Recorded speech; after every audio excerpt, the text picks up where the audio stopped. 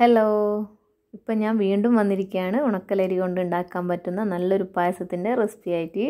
അപ്പോൾ ഇത് അതിന് വേണ്ടിയിട്ട് ഒരു ഗ്ലാസ് ഉണക്കലരി എടുത്തിട്ടുണ്ട്. അത് നന്നായിട്ട് കഴുകിയെടുത്ത് കൊണ്ടുവരാം. അപ്പോൾ ഇത് കഴുകിയെടുത്ത് കൊണ്ടുവന്നിട്ടുണ്ട്. ഇനി ഇതൊരു കുക്കറിലോട്ട് മാറ്റി കൊടുക്കാം. കുക്കറിൽ മാറ്റിയതിന് ശേഷം നമ്മൾ അരി ഇളന്ന അതേ ഗ്ലാസ്സിൽ തന്നെ 3 ഗ്ലാസ് വെള്ളം ഈ കുക്കറിലൊന്ന് ഒഴിച്ച് കൊടുക്കാം. എന്നിട്ട് അടച്ച് വെച്ച് ഒരു 4 വിസിൽ വരുന്നവരെ വേവിച്ചെടുക്കാം.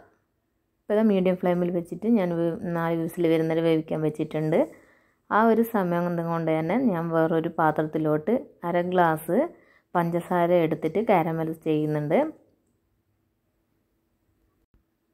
അപ്പോൾ ഇതാ കുറച്ച് സമയം കൊണ്ട് തന്നെ പഞ്ചസാര നന്നായിട്ട് തന്നെ അലിഞ്ഞ് വരുന്നുണ്ട്. ഒട്ടും തന്നെ വെള്ളമൊന്നും ഒഴിക്കണ്ട. ഇത് നന്നായിട്ട് തന്നെ ചൂടായി കഴിഞ്ഞാൽ ഇത് അലിഞ്ഞു വരും. അപ്പോൾ എല്ലാ ഭാഗത്തും ഒരേപോലെ എത്താൻ വേണ്ടി ഞാൻ ഇതൊന്ന് മിക്സ് ചെയ്ത് കൊടുക്കുന്നുണ്ട്.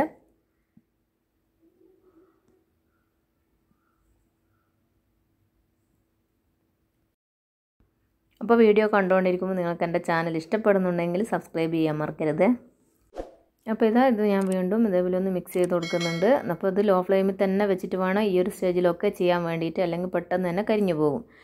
ഈ ഒരു സ്റ്റേജിലെത്തിക്കഴിഞ്ഞാൽ നമുക്ക് ഫ്ലെയിം ഒന്ന് കൂട്ടിക്കൊടുക്കാം, മീഡിയം ഫ്ലെയിമിലാക്കാം.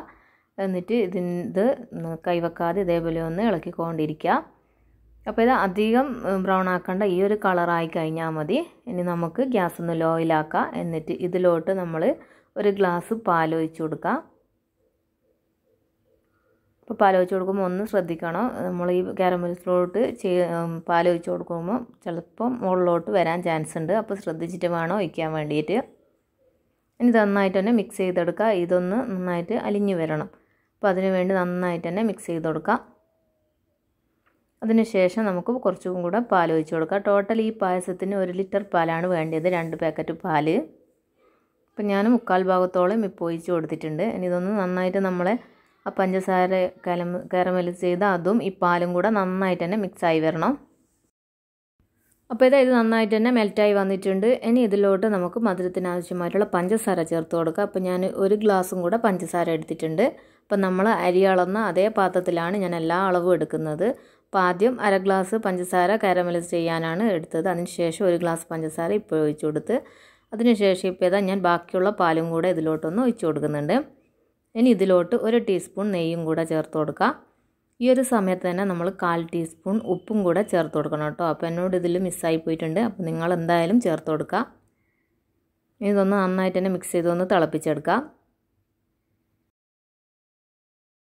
അപ്പോൾ ഇത് നന്നായിട്ട് തിളച്ച് വന്നിട്ടുണ്ട്. ഇനി നമ്മൾ നേരത്തെ ഉണക്കലരി വേവിക്കാൻ വെച്ചിട്ടില്ല, അതെടുത്ത് ഇതിലോട്ടൊന്ന് ഇട്ട് കൊടുക്കുക. അപ്പോൾ ഞാൻ ഇതിപ്പോൾ 2 കുക്കറിലായിട്ടാണ് ചെയ്യുന്നത്. അപ്പോൾ നിങ്ങൾ വേണമെങ്കിൽ ആദ്യം വേവിച്ചതിന് ശേഷം മാറ്റിയിട്ട് വേണം ഇങ്ങനെ രണ്ടാമത് കുക്കറിൽ ചെയ്യുക. ഒരു കുക്കറാണ് ഉള്ളതെങ്കിൽ അപ്പോൾ ഇത് കുക്കറിൽ തന്നെ ചെയ്യണം, എന്നാലാണ് പെർഫെക്റ്റ് ആയിട്ട് കിട്ടുള്ളൂ. അപ്പോൾ ഇത് ഞാൻ മുഴുവനായിട്ടും ഇതിലോട്ട് മാറ്റുന്നുണ്ട്.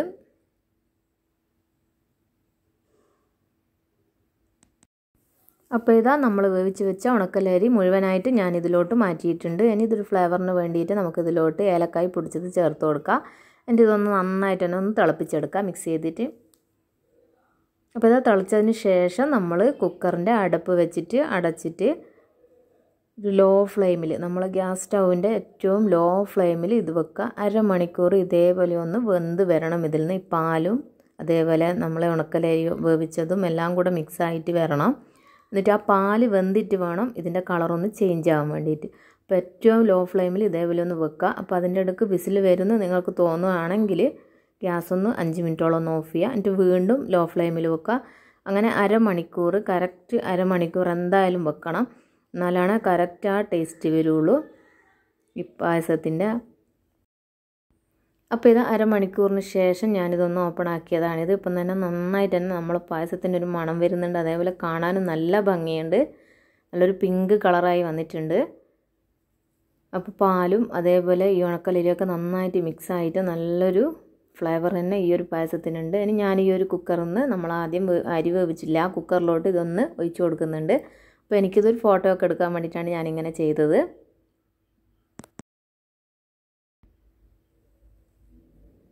അപ്പോൾ നമ്മൾ പായസം ഞാനൊന്ന് മാറ്റി വെക്കുന്നുണ്ട്. ഇനി സെയിം അടുപ്പിൽ തന്നെ ഞാൻ പാൻ വെച്ചിട്ടുണ്ട്. അതിലോട്ട് 1 ടീസ്പൂൺ നെയ്യ് ഇട്ട് കൊടുക്കുക.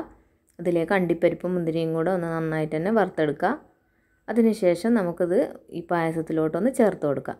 അപ്പോൾ ഇത്രയേ പണിയുള്ളൂ. നമ്മളെ പായസം ഇവിടെ റെഡി ആയിട്ടുണ്ട്. അപ്പോൾ എന്തായാലും നിങ്ങളൊന്ന് ട്രൈ ചെയ്ത് നോക്കുക കേട്ടോ. ഞാൻ ഇതേപോലുള്ള കുത്തരി വെച്ചിട്ടുള്ള ഇപ്പം 3ാമത്തെ പായസമാണിത്. അപ്പോൾ ഈ 3 പായസത്തിലും വെച്ചിട്ട് എനിക്ക് ഏറ്റവും ഇഷ്ടപ്പെട്ട പായസം ഇതാണ്. അപ്പോൾ നിങ്ങൾ 3 ട്രൈ ചെയ്ത് നോക്കിയിട്ട് നിങ്ങൾക്ക് ഏതാണോ ഇഷ്ടപ്പെട്ടത് അത് കമൻറ്റ് അറിയിക്കുക. അപ്പോൾ എന്തായാലും നിങ്ങൾക്കിത് ഇഷ്ടപ്പെടുമെന്ന് വിചാരിക്കുന്നു. അപ്പോൾ എന്തായാലും നിങ്ങളൊന്ന് ട്രൈ ചെയ്തിട്ട് കമൻറ്റ് അറിയിക്കുക. അതേപോലെ സബ്സ്ക്രൈബ് ചെയ്യാത്ത എൻ്റെ ചാനൽ കാണുന്നവരുണ്ടെങ്കിൽ സബ്സ്ക്രൈബും ചെയ്യുക കേട്ടോ. അപ്പോൾ ലൈക്ക് ചെയ്യാനും മറക്കരുത്, ഷെയർ ചെയ്യാനും മറക്കരുത്. അപ്പോൾ അടുത്ത റെസിപ്പീസായിട്ട് വീണ്ടും കാണാം. താങ്ക്